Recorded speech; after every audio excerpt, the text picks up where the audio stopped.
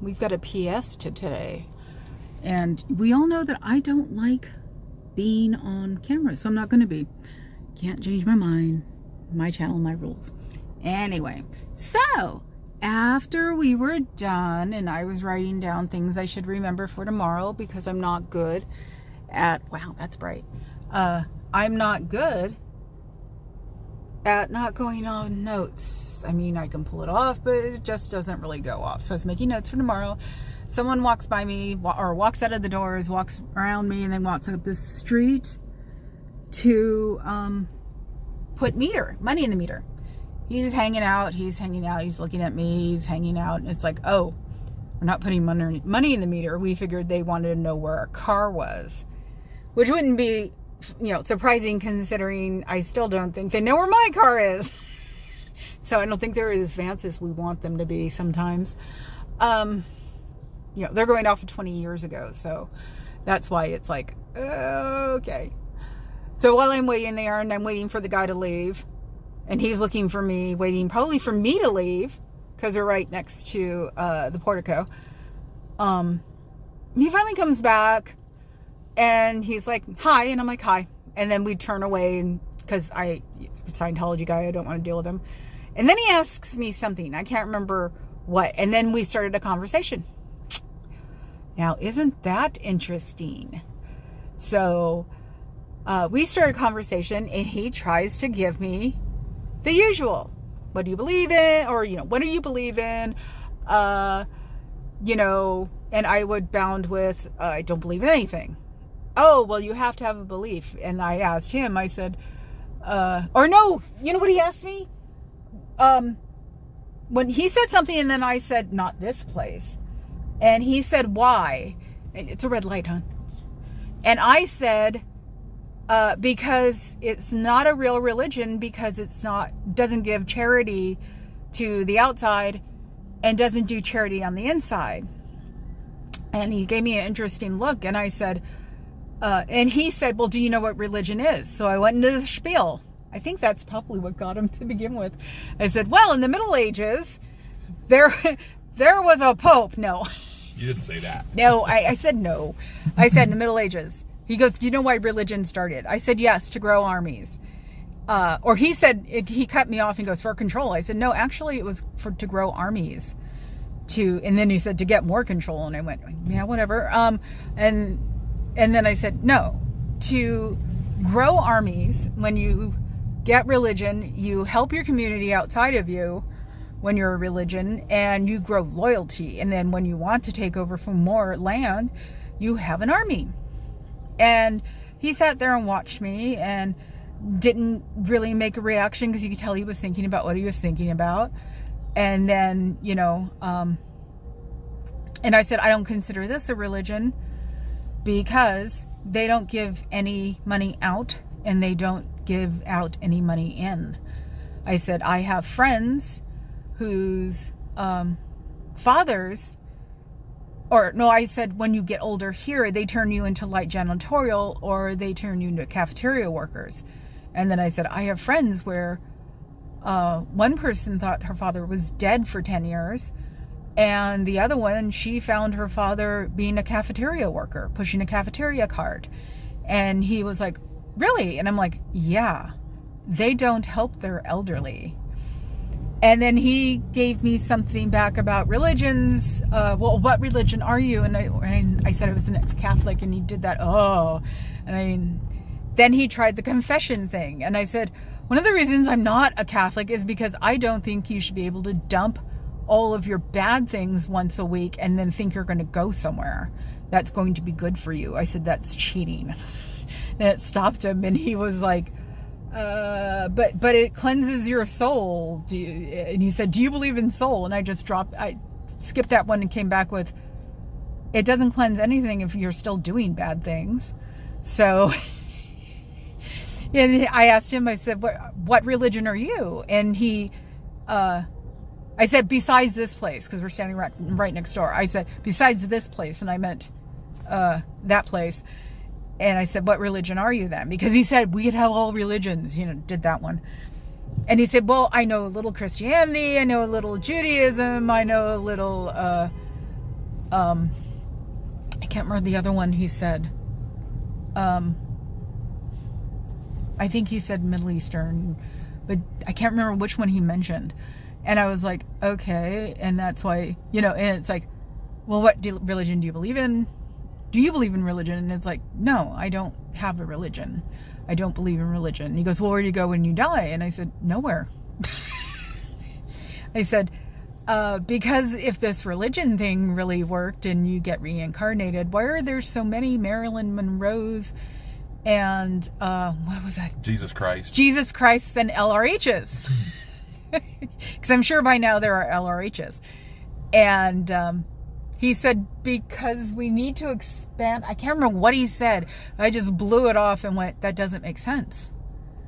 And so he changed the subject and was talking about, because he said something, what did he say? That made me go, but you just came out of these doors. And he was like, I'm just learning, or I'm learning how to learn. Or... Yeah, he goes, well, knowledge is good. And I came from a public school, and I'm like, I went to a public school in the 70s in Oakland. I got education stuffed down my throat because we were considered low-income children, and we were all considered minorities, even though it didn't work that way. So we learned a lot more than the people in private schools did. And then he said, well, I go, where did you go to school? He said, he had me do the dance around to figure out he was in DC. And I went, well, I personally think that West Coast schools are better than East Coast schools, basically. And he was like, yeah, you're probably right. I said, so I got a good education growing up in a public school. And he's like, yeah, you're right. And then that's when the big fat old guy came out. I know I'm body shaming. I'm sorry. No, I thought there was more to it than that. Okay, what was it then? He's going to help me. Brain fog for real. Yeah, I mean the school thing, but he started explaining kind of like what about learning to learn, and he was pitching, trying to convince you that what goes on in there is was good for him at least. Right, and I said no, it's not. It's not what I would be into because I just don't do things like that. And then I threw, which one did I say to him? It was some, I can't remember. I know this is all over the place, but I'm just trying to throw it out there because it's the first time it's ever happened to me. So, at one point. Well, he originally just he would describe himself, just someone who's in there taking courses. Yeah. Or getting, and I said, why would you be doing that? And he said, for knowledge. And I said, you can get knowledge anywhere else. Is that somebody? Multifaceted. Hi, multifaceted. I said, you can get knowledge anywhere else. And he's like, yeah, but I want to learn a lot about a lot of things. And I said, well, this is not one thing I want to learn about. And he said, why not? And I said, because it's not a religion. And, sort of go around back to I did say it twice. Go back to the charity thing. And then I think that's when the guy came out and made. And he never really had an answer for that. No, that was not answered. That was not answered at all. I think he was surprised that I came back at him with the religion. Do you know what religion is? Mm-hmm. And I went, yeah, I do. And no, I don't believe in it. And, put the stop in when, what do you do when you die? Nothing. I probably ticked off everybody in there because I was giving the answers that I was giving without a frustrated emotion. It was just like, no, this is what happens. And he finally revealed, oh no, I work here. Yeah. He works in the Scientology. We were saying something about, you can get out of, or I said, I go, one thing before you go, because he got the one guy came out and, gave his hand signal. And I said, see, they're taking you back in. And he goes, I don't have to go back in. I said, yes, you do, unfortunately. And then his phone started vibrating. He goes, oh, there goes my phone. I go, you're going to get in trouble now. You do realize that because you've been talking to me for too long. And he goes, nobody's going to get me in trouble. And I'm like, no, you'll have to have a knowledge report or whatever. He had confidence that oh no, I can talk to you as much as I want. Yeah. He was very Rico Suave type. He was very into the, oh no, it'll be okay sort of thing. And I'm like, no, it won't. But let me tell you one thing. I said, if you leave, or only pay for one course at a time. I said, and he goes, I said, because, and then he finished it, because when you leave, he goes, oh, I'll finish the course. I said, no, when you leave, they'll take all the money that you have for the courses. And that's when he said, oh, I work here. I said, okay, you haven't paid for a course yet, have you? And he said, no. I said, when you leave, they'll give you something called a freeloader debt. And he's like, really? And I went, yeah. But the good part about it, and that's when he really started listening to me, I said, it is not enforceable. So you can leave anytime you want to, and you don't have to give them the money that you're working for, or from the courses you are working for. And at that point, he's like, probably somebody, because he was facing the front. Mm-hmm. So probably it's somebody at that point is just like making really wild gestures. Oh, yeah. They did not like you talking to him. Yeah. I'd say we were even on the talk. You know, what he hit, I hit, what I hit, he hit. It was like nobody got aggravated, nobody got more smarmy on each other, nothing. And it probably has pissed them off to the nth degree. So he finally, and I told him, I said, you're not going to be able to talk to me again. You know that. And he's like, well, yeah, I'll be able to. I said, no, you won't. I said, this is the only time we're ever going to talk to each other. And so when he left, he's like, you have a good day and I'll see you again. I said, you might see me again, but you're not going to be able to talk to me. And I think he took that one as, you're probably right.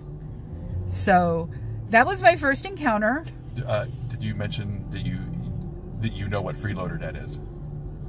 Oh, he didn't know what the freeloader debt was. So, because he was like, when I said freeloader debt, he was like, really? And I went, yeah. So, I think hopefully I'm not going to get anything for this. Oh. Can I do white noise for you? Anyway. So, yeah, he didn't know what a freeloader debt was. He paid attention to me when I said that. And then when I said it was not enforceable because they can't enforce it, he was like, okay. And then he went in and we did you have a good time. Yeah, I'm glad I got to talk. He's like, I'm glad I got to talk to you. And I said, this is the only time you're going to talk to me. And then he walked in and I was just sort of like, wow, I pulled that off. That was awesome. She did really well. Yeah, I was impressed. Didn't get mad, threw back everything. But that's the problem. These are things I believe in anyway. So, it wasn't like I was putting things out there that wasn't me. So, you know, when they start with that religion thing, God thing, it's like, sorry guys, you know, and I even said I was an ex-Catholic and he tried to jump on that one. And I was like, sorry guys. It's just like, one of the reasons I am an ex-Catholic is because of this. So, you know, I've reached that point in my life where I don't even know about higher beings, but I don't care about anybody trying to teach me about a higher being. I'll teach myself. Thank you very much. So, do you know what traffic will take a quarter of your life? Yes, I do know that. We know. Do you know that? I used to listen to educational books on the way home for a reason.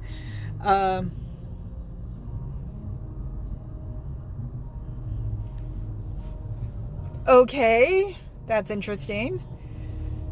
Hi, sitting. Ah. Jen Wow is back. Thanks, Jen. You missed it. You're going to have to watch it on the replay. So, because I'm going to stop. It was just an addendum to what was going on today. So, can you get rid of? I did. Okay. I already did. Okay. So, yeah, the things still stay on my. I know. Yeah, it's gone. So. Thanks, Jen. Okay, you guys, I'm going to go now because I wanted to do it now because I know I would not have carried it over tomorrow. And I was trying to figure out a way to do it. And since we're sitting here in traffic, this is perfect. That way Papa Cat won't keep looking at me with that face the whole time. He gives me that face like, you're so cool. And we do it to each other. So, and it bothers the hell out of both of us. So I just figured I'd do this and get it over with. And then go back to the Mutual Admiration Society. Jen has a question. What? She says, which one should I watch? This one or the last one? Oh, they're completely different, because this one was just, we were leaving and the guy was at the front door? No, he was at the Oh, he was parking he was thing. he was just some person feeding a parking meter. Yeah, I just figured they came out to help to watch us get into a car, because I don't think they know this car. So that's why it's like, this is completely separate than the other one. The other one's more of an explanation of how my world is now, and I'm sure people will get tired of me having my world be a club, because it's the way I deal with the world easier, because I've done it for 22, 24 years. I forgot about the co-check stuff at Maritime.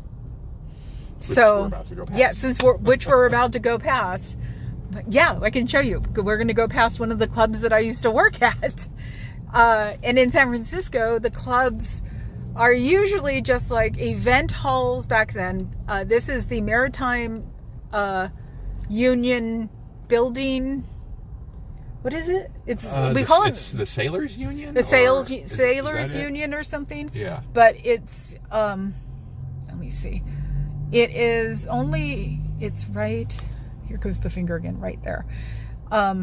It looks like it's a landmark. So, but in the bottom floor is a which I guess once was a bar, because this has been around since World War II. And then they started renting it out. And so one of the clubs I worked at, or two of the clubs I worked at, were doing one night each a week here, and where those portholes are. And I used to work at coat check there. Take your coat, give me money, sort of thing. So you got to see one of the clubs I worked at. I think Sisters of Mercy played in this building. If you know who the Sisters of Mercy are, they played in this building once too. They were a goth band. That everybody should know, because they did at least have one hit, right? That's funny. They did not have just one hit. I mean, like a hit on MTV. Not even. Okay. See? This Corrosion was an MTV video. Yeah, thank you. Yeah. See, this is what I get from the goth DJ. Don't pick up my goth They had band. so many more. Yeah, like Gary Newman. Oh yeah, he's a guy. He's that one-hit wonder that did Cars. Like, no, he's not. He has a ton of other songs besides Cars. Don't get me started. Don't get him started. The DJ's at it.